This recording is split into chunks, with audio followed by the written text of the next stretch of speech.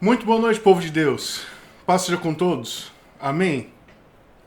Bom, primeiro, segundinhos são os segundinhos para que você possa se inscrever no canal, para que você possa enviar esse vídeo a outras pessoas, para que você possa é... é isso, né? Não é? Inscrever no canal, ativar o sininho e enviar o vídeo a outras pessoas. Pronto, foram os primeiros segundinhos. Nós estamos falando um pouco sobre a reforma protestante. E eu estou buscando aqui ser o menos enviesado possível. Porque a verdade, irmãos, ela precisa prevalecer. Nós precisamos conhecer a verdade. Então, se nós agirmos com o nosso coração, digamos assim, com o desejo de que um lado esteja certo, que o desejo que o outro esteja certo, e nós nos tornarmos fixos nesse sentimento, infelizmente não conheceremos a verdade, nós não teremos a noção clara das coisas. Porque nós teremos sempre um viés. E eu gostaria que, por isso, disse no primeiro vídeo, vários livros que nós estamos utilizando são 3 livros católicos e são 3 livros não, são 3 histórias da Igreja Católica e um protestante. E o protestante é só história da Reforma, né? Certo, então eu gostaria de dar continuidade aqui, mas antes disso, deixa eu separar aqui, mas antes disso, oremos. Pai Santo, é em nome do Senhor Jesus que nós estamos diante do Senhor, para agradecermos porque o Senhor tem o seu corpo, para agradecermos, Pai, porque nós temos a condição de fazermos parte desse corpo. Agradecemos, Pai, porque reconhecemos que não é pela excelência da doutrina que vivemos ou a doutrina que pregamos que nós somos aceitos pelo Senhor. Cremos e sabemos, Pai, que somos aceitos pelo sangue, pelo sacrifício do Teu Filho Jesus, e isso nos dá a unidade correta. Senhor, em nome de Jesus, mostre-se forte nas nossas vidas essa noite, revele-se a nós, e que em nome de Jesus possamos, sobretudo, vermos a ação da Tua mão no Teu corpo, em nome de Jesus. Amém. Irmãos, então nós paramos ali por volta de John Huss, né? John Huss, ele foi até a igreja com um salvo-conduto do imperador, mas mesmo assim ele foi condenado à morte. Ele era um dos seguidores de John Wycliffe, como eu disse anteriormente, só para recapitular, né? John Wycliffe, ele e seus alunos fizeram uma tradução da Bíblia para o inglês, e depois essa Bíblia foi proibida de se ter, foi proibida de se ler, e os irmãos se lembram agora, né, do finalzinho do que nós falamos na terça-feira passada. Continuando então, com a morte de John Huss, as suas doutrinas, claro, não morrem. E eu gostaria de mostrar para vocês aqui agora o quanto já havia reformadores, mesmo antes de 1500. A reforma lá, que se data mesmo e se tem ali como um grande marco, é em 1517, né? Então, antes disso, décadas antes, já haviam vários reformadores. Que esses reformadores, eles estavam pavimentando os conceitos para que serão utilizados depois por Martinho Lutero, por Calvino, enfim, um monte de gente. Beleza. Alguns pontos aqui, lembra que eu falei que as universidades começam a se tornar pontos importantes? Então, as doutrinas de John Hus, elas começam a ser bastante defendidas na Universidade de Praga. E era um povo dividido, gente. Era dividido. Dentre esses pontos de divisão, mais assim, reformadores, né? Já são reformadores, já estão trilhando esse caminho, querendo uma reforma na igreja. Nós temos o julgamento privado, a livre interpretação das escrituras. Tá vendo? A livre interpretação das escrituras não é de Martinho Lutero, é de muito antes. Não é ter uma pessoa que interpreta e você fique calado e o que ele disser é. Então, percebe? Isso é até motivado não. Isso é até encorajado pelas escrituras. O apóstolo Paulo fala sobre isso. Outros buscavam receber também o cálice na comunhão, o cálice na ceia. Não só a hóstia, não só o pão, mas também o vinho. E tinha os wyclifianos um pouco mais radicais, que buscavam a instauração da lei do evangelho pela espada. Entende? Tudo isso antes de Lutero. Beleza. Essa turma que eu acabei de citar agora, mesmo estando dividida, conseguiu resistir às investidas do rei Sigismundo e da igreja por mais de 11 anos. Olha o nome legal pro seu filho, ó. Sigismundo, ó. Legal, hein? Não é muito bom, não. O significado para nós é meio ruim, né? Bom, voltemos. Esse povo, irmãos, eles eram religiosos e eram também nacionalistas. Lembra que nós falamos da desintegração da cristandade? Lembra que havia uma espécie... A igreja tomava conta de todos os condados, tomava conta, ela era o poder principal em toda a esfera política e social das várias localidades que até então não eram definidamente países.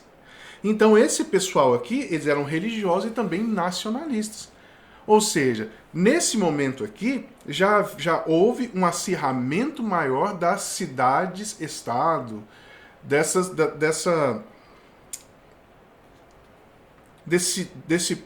aumento do poderio do príncipe, do rei. Aquela divisão aumenta, a divisão de cidade-estado começa a aumentar, se torna país, se tornam cidades, né? E esse pessoal era nacionalista. Em 1420, o papado é restaurado em Roma. Mas o papado, ele é restaurado em Roma e já pega um mundo um pouco diferente. Na verdade, muito diferente. O que estava acontecendo por volta de 1420?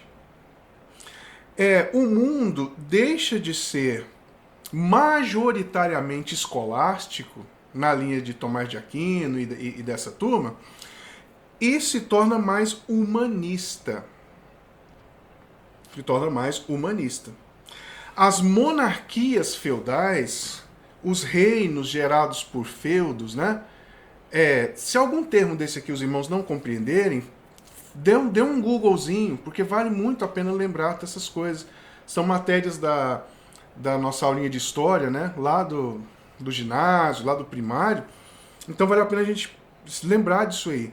Então, monarquias feudais, onde você tinha o rei e você tinha os grandes feudos, onde tinha um chefe do feudo ali que era um nobre, aí ele tinha um monte de vassalos, um monte de pessoas que trabalhavam para ele. Isso começa a se desmanchar. Em 1420 nós já temos o fortalecimento da cidade-estado. Nós temos uma coisa acontecendo também que é a renascença italiana, que vai tomar muito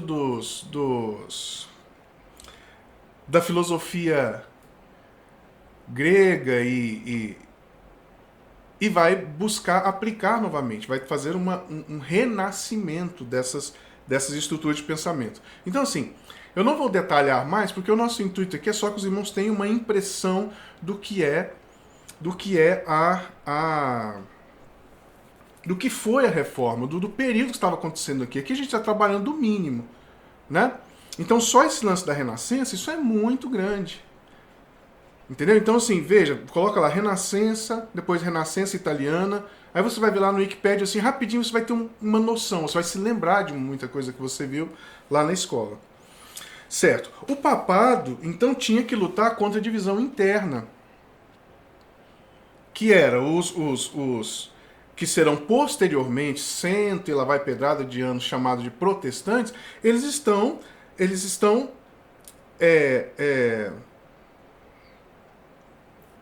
rompendo com essas estruturas. Eu não estou falando do Martim Lutero ainda, tá bom? Estou falando dessa turma que eu disse anteriormente, advinda das ideias de John Huss, de Wycliffe e de outras pessoas. Falando especificamente aqui mais da teologia, né? Então o papado tinha que lutar contra tudo isso e também contra a invasão turco-otomana no Mediterrâneo. Já havia uma divisão grande que vem desde 1050, que é a ruptura entre a Igreja Católica Romana e a Igreja Católica Bizantina, a Igreja Católica Ortodoxa. 1050 já houve essa ruptura enorme. Tanto que os livros... existem mais livros na Bíblia da Igreja Ortodoxa do que na Igreja Católica Romana. Tem muitas diferenças. E eles já haviam se excomungado desde aquela época. 1050. Estou com 1950 na cabeça. 1050. Em 1439, há uma espécie de união entre essa igreja do Oriente e do Ocidente. Ou seja, a igreja romana e a igreja ortodoxa. Católica romana e católica ortodoxa. Mas isso não prospera. Male funcionou ali para poder expulsar um aqui e outro ali, fazer uma frente armada contra exércitos, mas não funcionou. Em 1453, foi rejeitada pelos cristãos, principalmente pelos cristãos bizantinos, onde eles diziam o seguinte: eu prefiro, olha para você ver, eu prefiro a estar debaixo da ordenança dos muçulmanos do que debaixo da ordenança da Igreja Católica Romana. Então percebe aí, dilacerando tudo. Licença.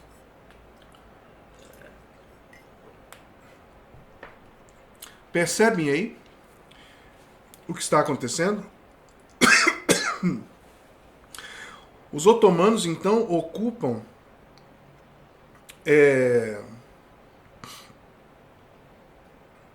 grande parte do antigo Império Bizantino. Temos a Renascença, dê uma estudadinha que é isso, e nós temos um personagem importante que se chama Erasmo de Roterdã. Esse Erasmo de Roterdã, ele fez uma espécie de humanismo bíblico. Olha, esse Erasmo de Roterdã viveu de 1466 a 1536. Em 1466, não é aqui é quando ele nasce, né? Mas quando ele se torna adulto, ele faz essa espécie de humanismo bíblico. E ele busca uma reforma da igreja. Ele vai ser contemporâneo, né, de Martim Lutero, de Calvino, e eles vão ter as suas desavenças também. Então ele faz uma espécie de humanismo bíblico. Ele buscava reformar a igreja retornando às fontes. retornando à palavra de Deus, principalmente no Novo Testamento, utilizando o grego. Utilizando os mais próximos dos originais, grego. E o estudo das obras dos santos padres. Então ele foi altamente resistido. Mas percebe aqui o germe do sola escritura? Não, só a escritura. O que ele está fazendo aqui? Ele quer que a igreja seja reformada pelo estudo da obra dos santos padres, lá de trás, mas principalmente pelo original do Novo Testamento. Percebe isso? Vamos lá.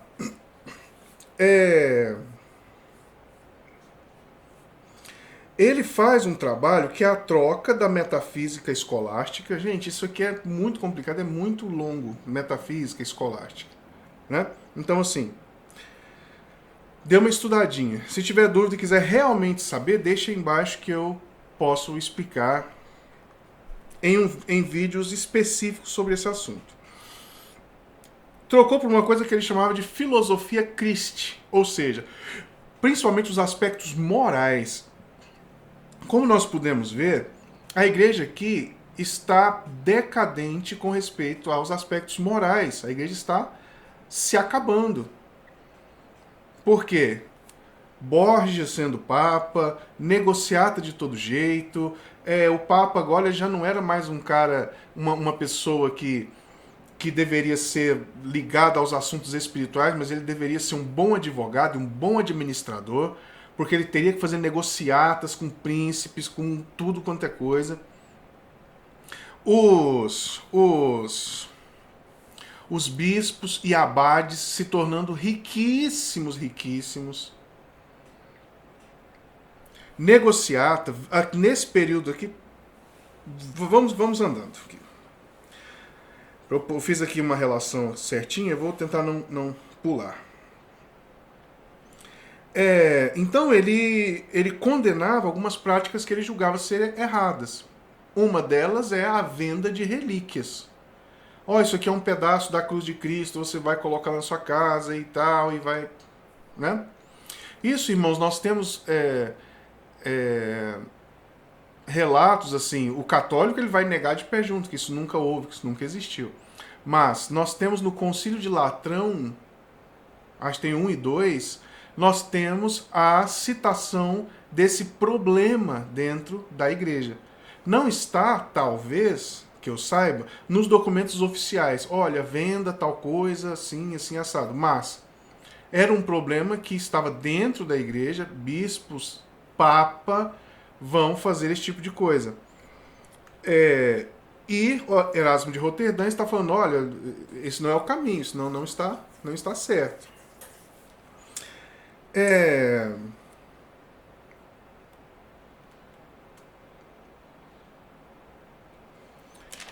Como eu disse anteriormente, o pessoal vai dizer que...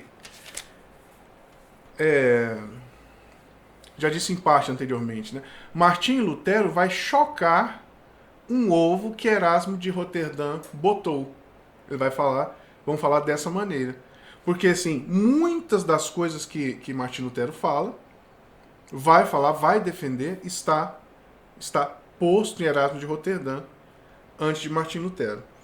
Irmãos, a ciência nesse período aqui estava bombando. Nós temos a ciência copernicana ganhando forma nesse momento. Nós temos várias outras coisas. Busque ciência na Idade Média. Busque no computador, você vai ver muita coisa. Muita coisa mesmo. Deixa eu ler aqui uma partezinha. Como eu disse para os irmãos, né, nós utilizaríamos majoritariamente este livro aqui, né, para ser o nosso roteiro. E desse livro aqui eu vou pegando coisas de outros e colocando aqui no meio, né? Página 107.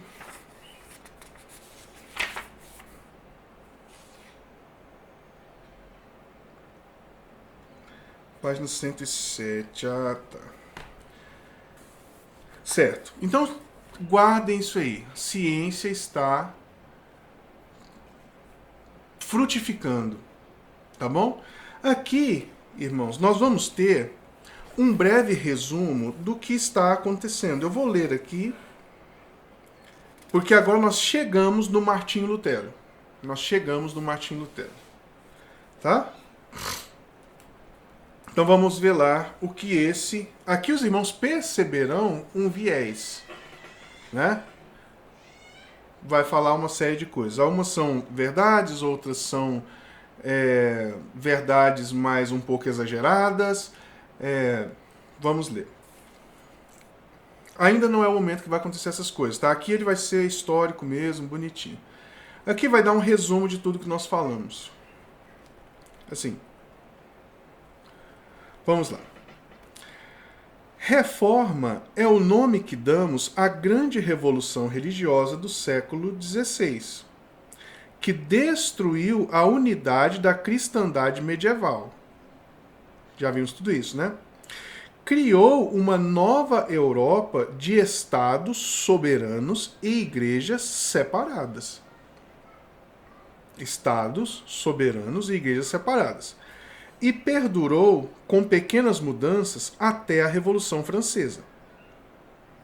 A catástrofe religiosa estava implícita na evolução gradual da Baixa Idade Média. Viu que foi o que nós vimos? Nós vimos essa Baixa Idade Média e o que ele está dizendo aqui? A catástrofe religiosa já estava implícita lá, já estava em germe lá. Foi um desenvolvimento, que chega a o que ele chama de catástrofe religiosa. Surgiu porque a existência de uma sociedade internacional unificada sobre a autoridade e liderança da igreja era inconsistente com a nova ordem temporal. O que nós já falamos anteriormente, né? A igreja, ela era uma entidade supranacional, ela era uma autoridade internacional.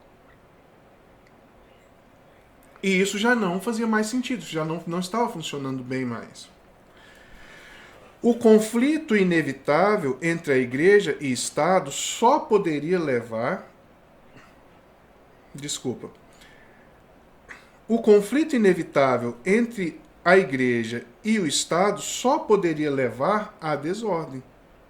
Em particular, a posição anômala do bispo como um funcionário importante em ambas as sociedades levou à secularização da igreja e ao acúmulo de abusos que nem a igreja ou o Estado eram capazes de remediar, em decorrência da confusão de pessoas e jurisdições. Então o bispo ele era um poderoso funcionário público e era um poderoso funcionário da igreja. E o que acontecia com o bispo? Enriquecia. Não estava voltado mais para as coisas espirituais. Estava voltado sim para as coisas materiais, para a administração, para conseguir recursos e assim por diante. Vamos lá. Vou continuar lendo aqui. O sistema hierárquico da igreja medieval sucumbira e ninguém era forte ou corajoso o bastante para implementar as drásticas reformas necessárias. Todos estavam de acordo na teoria a respeito dos principais males. Primeiro, o pluralismo e acúmulo de benefícios eclesiásticos nas mãos de um único homem. Percebe? O bispo, ele tinha esses benefícios, ele tinha esse acúmulo de poder na mão de um único homem. E, como resultado direto, a ausência de domicílio. Ou seja, os bispos, as pessoas, ficavam andando de um lado para o outro. A gente vai ver isso melhor em instantes, tá bom? Detalhe, por quê? Porque onde havia um bispado, onde havia um monastério, onde você tem um abade, que é o líder, começou a se tornar grandes latifúndios de terra, de produção e de um monte de coisa. Aí você tem o rei e você tem o papa e você coloca o bispo que você quer ali. Então tá aqui o bispo Zezinho, aqui ele conseguiu fazer uma grande fortuna, conseguiu fazer que se tornasse um latifúndio enorme as propriedades da igreja. Aí o rei vai e fala com o papa, olha, eu tenho um sobrinho aqui que ele não é nem católico, não. Tinha que ser católico, tá? Não existia outra religião, é religião oficial, mas ele não é nem clérigo, ele não é nada. Mas seria muito bom se a gente colocasse ele lá para que ele fosse o bispo, para que ele fosse a pessoa que administraria tudo isso. Então o Papa pega. Aqui, irmãos, nessa época aqui, nós temos papas como os Borgias, e especificamente nesse período nós temos um Papa Médici.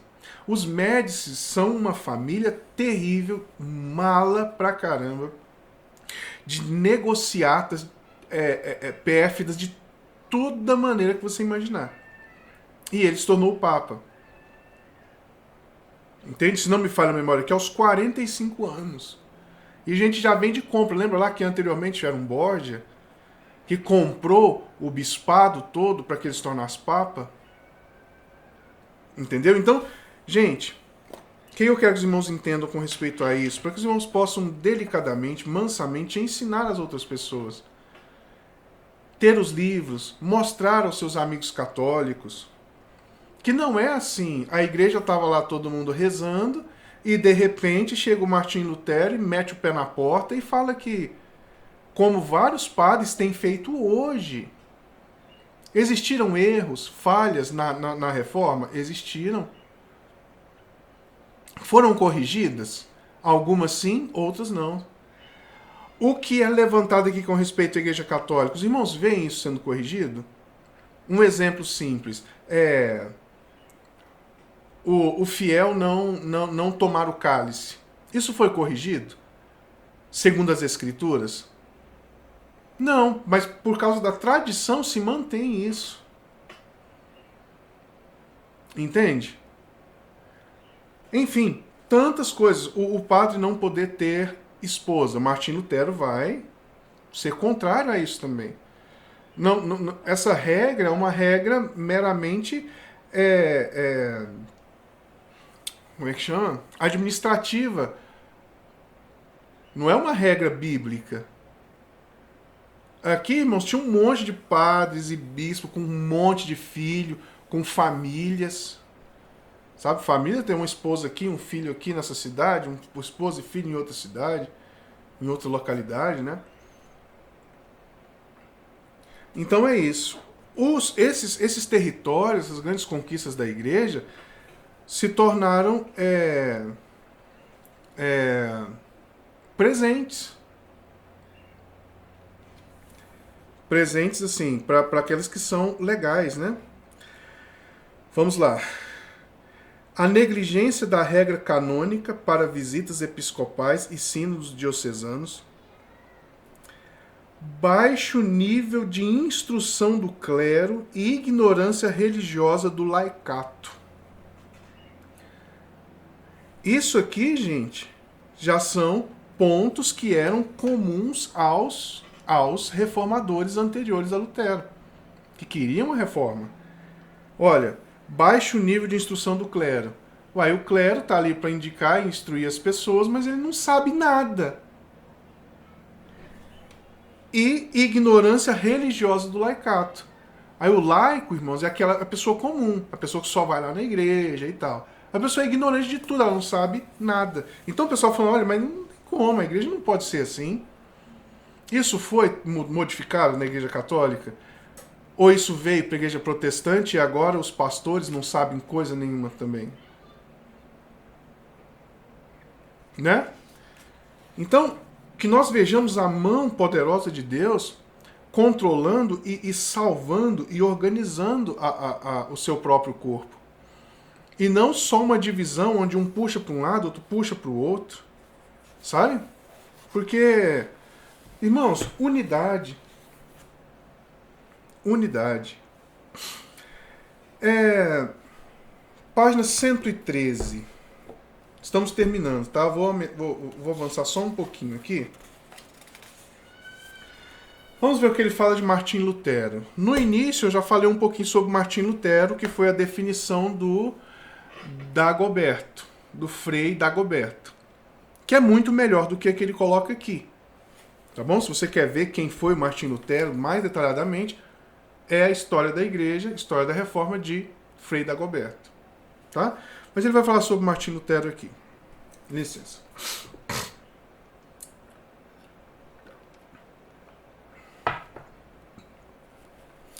Martim Lutero, por outro lado, veio de um mundo bastante diferente.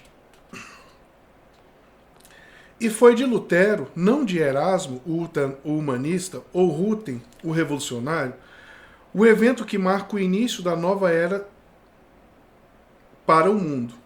Lutero era um homem do povo e um homem medieval que pouco deveu às suas influências intelectuais à cultura da Renascença. Seu progresso não foi determinado pelo humanismo, mas pelos próprios conflitos pessoais, espirituais e psicológicos.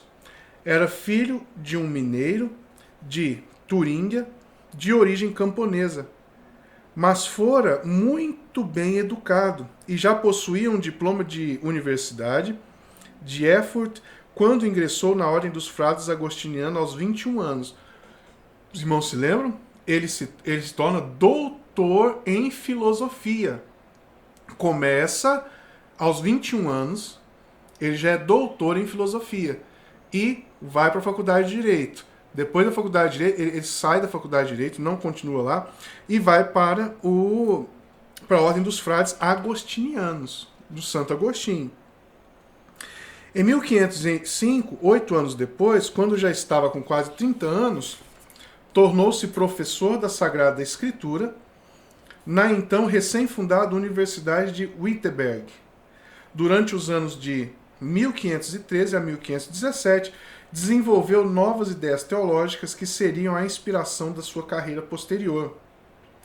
Assim como os humanistas, reagiu violentamente contra o escolasticismo decadente em que fora educado. A tradição dos ocamistas tardios e de Gabriel Biel. Deixa eu pular uma parte aqui. Assim. E recorreu a uma teologia puramente escritural. Só Bíblia. Só Bíblia o Martim Lutero fez. A teologia paulina e, sobretudo, das epístolas de São Paulo aos Romanos e aos Gálatas, que interpretou de uma nova maneira. E foram essas ideias, embora revolucionárias, o segredo da força de Lutero. O segredo era o próprio homem. Lutero foi, sem dúvida, um gênio, um homem de poder e força titânicos, que combinou, em um nível extraordinário, a eloquência vernácula do demagogo com a convicção religiosa do profeta. Sabia como falar com seus alemães em linguagem que o homem comum compreendesse, e ao mesmo tempo falava com convicção e profundidade dos mais insondáveis mistérios da fé cristã. Então nós chegamos no Martim Lutero e nós vamos ver no nosso próxima terça-feira quais eram os pontos mais caros, as 96 teses que foram pregadas lá, quais são as mais importantes, né? Vamos ver isso, em nome de Jesus.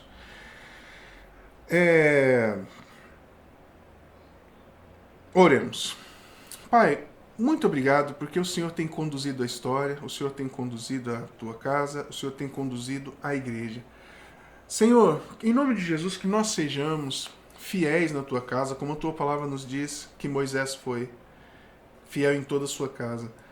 Pai, que nós não tenhamos partidarismos humanos, idiotas, voltados para nós mesmos, mas que em nome de Jesus possamos, Pai, para a honra e glória do Senhor, vivermos a unidade do teu povo, verdadeiramente. Eu te peço para a honra e glória do teu nome e para profundo benefício dos teus filhos. em nome de Jesus. Amém. Muito obrigado. Até domingo de manhã, com o início do livro de Samuel. Com Deus, abraço.